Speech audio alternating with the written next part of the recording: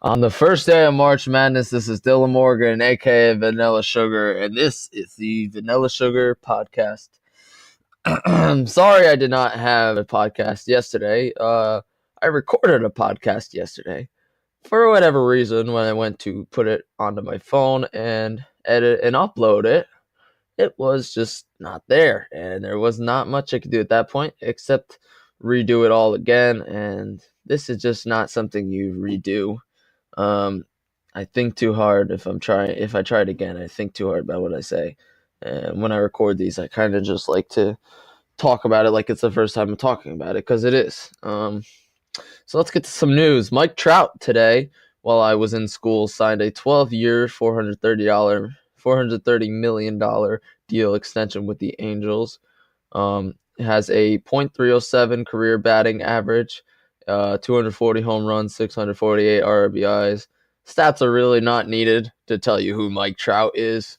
But everyone was talking about that Bryce Harper deal with the Phillies, and now here we are. Mike Trout overdoes it. Broke history for sure in a lot of areas. Baseball players usually don't get paid as much as basketball players, but in this case, he's up there with NBA players, and it's well deserved. I like that MLB has very long contracts. As an NBA fan, I don't like how 4 years goes by fast. So I like that they have to commit to one team for a long time. You don't have all that moving around, because you can't tell me as a fan of the Angels 12 years isn't long enough for you to understand that Mike Trout is going to be with your team for a very long time.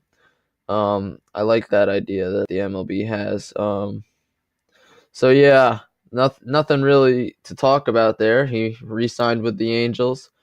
The big saga of Mike Trout and Bryce Harper being free agents is now over, along with Antonio Brown being out there switching teams. So I think that's going to conclude a lot of baseball and football headlines for now until baseball's regular season starts. The first four of March Madness starts today. Like I mentioned in the last podcast, the first four is two, I believe, just two games, or I think, yeah, two games, and then tomorrow is Wednesday. I don't know, but we got two games tonight. The first four winners go on to the actual tournament. I'm not sure which one goes on to phase two. I don't know, but tonight we got on True TV. Not a very popular channel, so a lot of people probably can't watch this, but 640 Prairie View A&M versus Fairleigh Dickinson. Never heard of those colleges, so hopefully I pronounced them right. That's on True TV at 640, and after the conclusion of that game, Temple versus Belmont.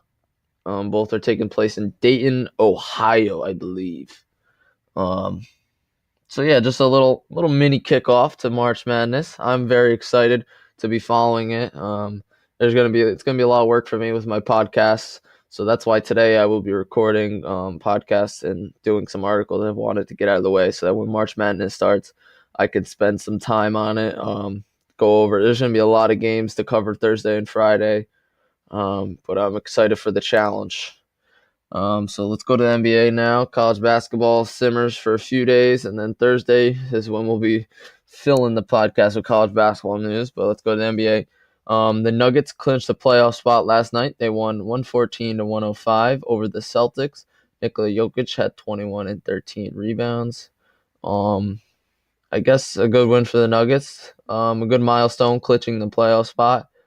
I mean, it's probably been a long time since the last time they clinched the playoff spot so early in the season. I think it's something that made us all stop and realize how great of a season the Nuggets have had. Something like that just makes you appreciate, or as fans, have something to celebrate about, other than the fact that they just are good on a night-to-night basis. Beating the Celtics, who I feel like I keep talking about the Celtics losing. And I feel like they have kept losing. So I don't know what to say about the Celtics anymore. Um, I remember doing one of my first podcasts. I think I talked about the Celtics um, coming back and playing good in the playoff. That's what it was, the playoff predictions. Um, I don't think I stand by that anymore after the past week or so. I think that they're dropping too many games and they're not getting it together. And if they can't get it together now, when teams are starting to drift into the playoffs or into the end of the season, like the Nuggets are going to be easier to beat last night than they're going to be able to beat in the playoffs. So they're not beating playoff teams now. They're not going to beat playoff teams in the playoff, if that makes sense. Um, Let's next game. Heat get a much needed win over the Thunder without Russell Westbrook, 116 to 107. Goran Dragic had 26 points and 11 assists. Dwayne Wade had 25 points. Big win by the Heat, who are kind of hanging in the A seed, but also at the same time playing really good, playing higher than the seeding. But if they end up getting stuck playing the Bucks in the first round, that's gonna suck for the Heat, who are playing good right now. So I think they're definitely aiming for higher than A seed for sure. Um, a game, the Heat beating the Thunder took me completely off guard, by the way. And then I go and switch over to ESPN and see the Spurs beating the Warriors. They actually ended up winning. That's their ninth straight win, 111 to 105. DeMar DeRozan had 26 points, 9 rebounds, and 8 assists. Great win for the Spurs.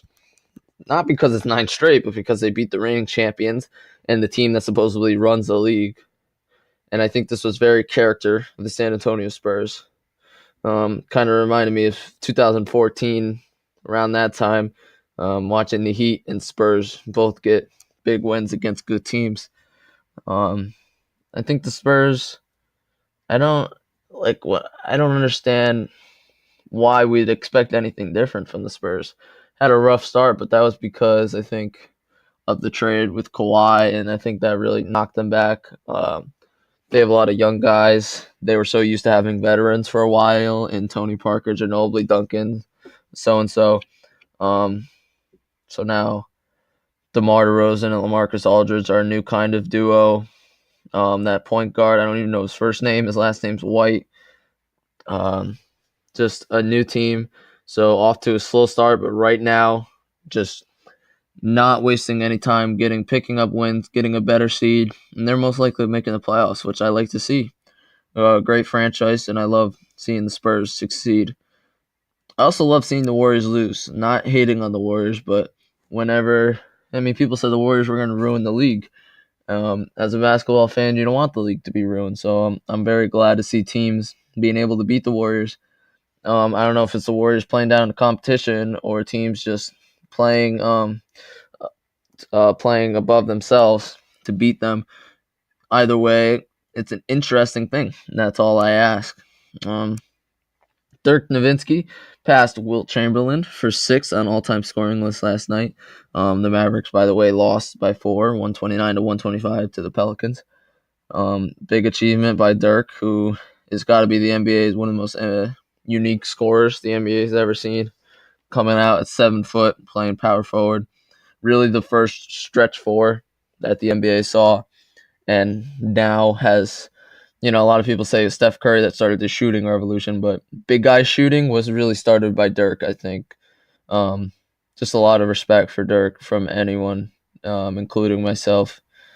As a Heat fan, the competition he gave them back in 06, I believe, when the Heat won the championship over the Mavericks. Great series.